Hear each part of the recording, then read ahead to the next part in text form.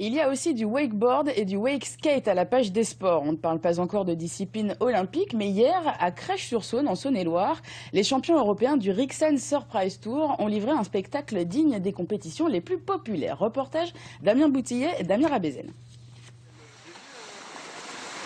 Sur la planète wakeboard, ils sont des dieux.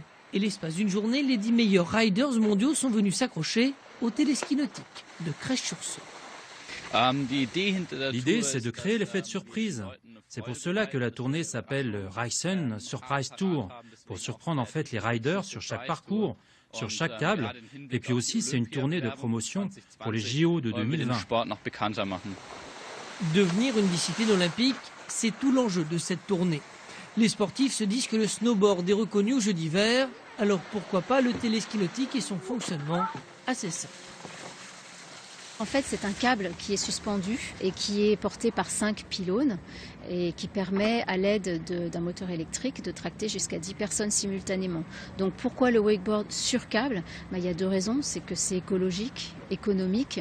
Il y en a une troisième aussi, c'est qu'on a un effet d'arène qui est beaucoup plus simple en termes de réception de spectateurs que sur un bateau où il y a quand même tout un parcours à suivre.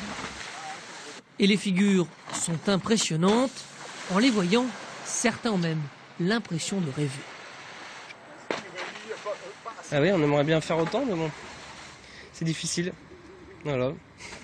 Qu'est-ce qui vous surprend le plus? La facilité, l'exécution des figures, c'est vraiment hyper fluide, c'est propre, c'est super quoi. Du 7 au 9 juin, Crèche-sur-Saône accueillera une étape de la Coupe de France de wakeboard et de wake skate. Une occasion à ne pas rater pour découvrir ces disciplines si particulières.